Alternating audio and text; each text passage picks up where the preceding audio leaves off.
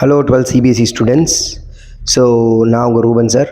So இந்த கொஷினில் பார்த்தீங்கன்னா ரெண்டு பால்ஸ் இருக்குது, ரெண்டு பித் பால்ஸ் இருக்குது. பால் ஏ அண்ட் பால் பி அப்படின்னு சொல்லிட்டு ரெண்டு பித் பால்ஸ் இருக்குது. சரியா? இந்த ஒரு பாலோட மாஸ் என்ன அப்படின்னா 8 grams. சரிங்களா? அதோட சார்ஜஸ் என்னவா இருக்குது அப்படின்னா பாசிட்டிவ் சார்ஜாக இருக்குது. எவ்வளோ சார்ஜ் இருக்கணும் கொடுத்துட்டாங்க, 5 × 10⁻⁻8 கூலும்னு கொடுத்துட்டாங்க. இங்கே என்ன கேட்குறாங்கன்னா, what must be the nature and magnitude of the charge that should be given to the second. இந்த கொடுத்துருக்காங்க இல்லையா, ஒரு செகண்ட் பித் பால் இருக்குது, அந்த செகண்ட் பாலுக்கு எவ்வளோ சார்ஜ் கொடுக்கணும், அந்த எப்படி வச்சுருக்காங்க பார்த்தீங்கன்னா, இப்போ இதுதான் ஒரு ஃபஸ்ட்டு பித் பால்னு வச்சுக்கோங்க. இவன் பித் பால் ஏ, ஓகேவா? இவனுக்கு கீழே இன்னொரு பால் என்ன வச்சுருக்காங்களாம், பி வச்சுருக்காங்க. இவனுக்கு ஆல்ரெடி சார்ஜ் இருக்குது. என்ன சார்ஜ்? 5 × 10⁻⁻8 கூலும் இருக்குது இல்லையா? அப்போது இவனுக்கு எவ்வளோ சார்ஜ் கொடுக்கணும் அப்படின்னு கேட்குறாங்க. எதுக்கு அப்படின்னா, இவனை ஒரு 5 சென்டிமீட்டரில் இப்படி ஃபிக்ஸ்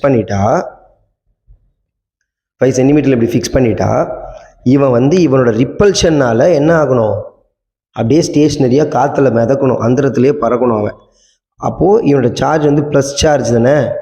அப்போது இங்கே ப்ளஸ் இருக்கிறதுனால இங்கேயும் நீங்கள் என்ன தான் கொடுத்தாகணும், ப்ளஸ் சார்ஜ் தான் கொடுத்தாகணும். கரெக்டாக? அப்போது நேச்சர் கேட்டிருக்காங்க. நேச்சர் என்னது? பாசிட்டிவ் சார்ஜ்னு சொல்லிடலாம். ஆனால் எவ்வளோ மேக்னிடியூட் இருக்கணும் அப்படின்னு நம்ம கேட்குறாங்க. ஏன்னா இந்த டிஸ்டன்ஸில் எவ்வளோ மேக்னிடியூடில் வச்சா இவன் என்ன பண்ணுவான், காற்றுலையே இருப்பான். இதுதான் கொஷின் புரியுதா உங்களுக்கு? சரி, அப்போ நம்ம இதை கால்குலேட் பண்ணலாம். ஓகே, ஸோ இப்போ எப்படி இருக்கணும்னா, இவன் கொடுக்கக்கூடிய டவுன்வேர்ட் ஃபோர்ஸ், டவுன்வேர்ட் என்னது, இப்போ ஒரு பாலை நீங்கள் காற்றுல வச்சுன்னா என்ன ஆகும், விழும்ல கீழே. அப்போ என்ன ஆகும், W = mg ஆக்ட் ஆகுமா? W = mg. அந்த W = mg அவனோட வெயிட்டுக்கு ஈக்குவலாக நான் என்ன பண்ணணும்னா ஒரு எலக்ட்ரோஸ்டாட்டிக் ஃபோர்ஸ் கொடுக்கணும். இதுதான் இதில் இருக்கிற கான்செப்டே. அப்போது mg should be = electrostatic force. இவ்வளோ தான். அப்போ mg தெரியும், m கொடுத்துட்டான், g தெரியும் எனக்கு. Acceleration due to gravity 9.8 m/s inverse² தெரியும். ஃபார்முலா F, எலக்ட்ரோஸ்டாட்டிக் ஃபோர்ஸோட ஃபார்முலா தெரியுமா? என்னது? K Q1 Q2/R². இங்கே Q1 Q2 யார்? இங்கே இருக்கிறவனோட சார்ஜ் Q1, இங்கே இருக்கிறோட சார்ஜ் Q2. அப்போ நம்ம Q2 தான் கண்டுபிடிக்கணும். ரைட்டா? அப்போது எல்லாரையும் Q2 மட்டும் வச்சுட்டு எல்லாரையும் ஒரே சைடு ஈக்குவேட் பண்ணிக்கலாமா? அப்போது Q2 = mgR² / K Q1லாம் மல்டிப்ளிகேஷனில் இருக்கான், இப்படி போனால் டிவைடுக்கு வந்துடுவான். ரொம்ப சிம்பிள். சரியா? இப்போ நம்ம என்ன பண்ணலாம், வேல்யூஸ் போட்டுக்கலாமா? அப்போது Q2 =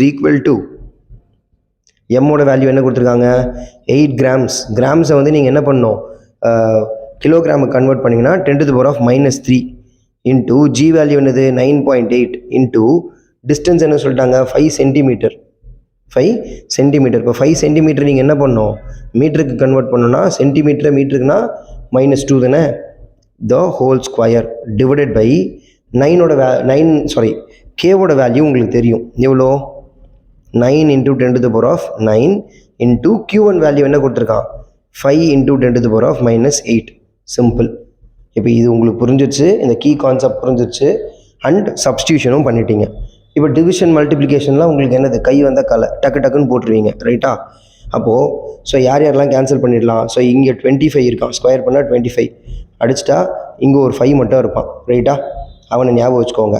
இப்போ என்ன ஆகும், ஸோ இந்த 9ஐயும் இந்த 9.8 9ஆல் டிவைட் பண்ணால் என்ன கிடைக்கும் எனக்கு. ஸோ அப்படி நான் பண்ணேன் அப்படின்னா 9.8 90. ஸோ 98ன்னு வச்சுக்கலாம், 10 டிவைட் பண்ணிக்கலாம். அப்போ 1 டைம்.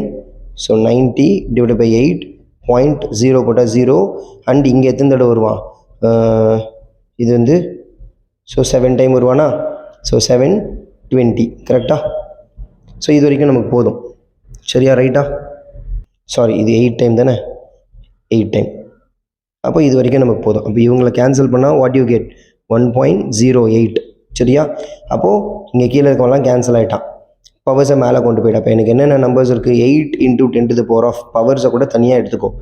8 × 1.08 இன்ட்டு இங்கே ஒரு 5 இருக்கானா, 5 இன்ட்டு பவர்ஸ் என்னென்ன இருக்குது, இங்கே 10⁻³ -3. இங்கே பவர் என்ன இருக்கா, ஸ்கொயர் பண்ணுறீங்க. அப்போது -2 -4 மாறிடுவான். இங்கே பவர் என்ன இருக்குது 9 -8 இங்கேயே இவங்களை மைனஸ் பண்ணிவிடு பண்ணால் 1 மட்டும் இருப்பான். அந்த 1 மேலே கொண்டு வந்தால் -1. புரியுதா? ரொம்ப சிம்பிள் தானே. அண்ட் இப்போ இவங்க 2 பேரையும் மல்டிப்ளை பண்ணால் என்ன கிடச்சிரும்? So you will be getting what 8 into 5.4ல் வருவான ஆன்சரு 5.4 இன்ட்டு இவங்களை பவர்ஸ் எல்லாம் கேல்குலேட் பண்ணி பாரு. -3 what 7 -7 -8 10 to the power of -8.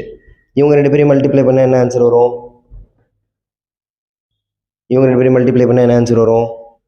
43.2 into 10 to the power of -8. சரியா? புரியுதா? ஸோ இவங்களை நம்ம எப்படி எழுதிக்கிறேன் அப்படின்னா இந்த டெசிமல் அப்படி நகர்த்தி வச்சுட்டா 4.32 into 10 to the power of -7 கூடும். ஸோ Q2ஓட வேல்யூ என்னது 4.32 into 10 to the power of -7 coulomb. இதில் நீங்கள் நல்லா புரிஞ்சிக்க வேண்டியது என்னென்னா இது பாருங்கள், இந்த மாதிரி கொஷின் வந்தால் ரைட், இந்த மாதிரி கொஷின் வந்தால் ஸோ டவுன்வர்டு வெயிட்டும் எலக்ட்ரோஸ்டாட்டிக் ஃபோர்ஸும் ரெண்டும் ஈக்குவலாக இருக்கணும். ஈக்குவலாக இருந்தால் இப்படி சப்ஸ்டியூட் பண்ணிவிட்டு நீங்கள் உங்கள் சம்மை போட ஆரம்பிச்சிடலாம். ஸோ இந்த கொஷின்ஸை ஒரு தடவை நீங்கள் என்ன பண்ணுங்கள் உங்கள் நோட்லேயும் போட்டு பாருங்கள். தேங்க்யூ.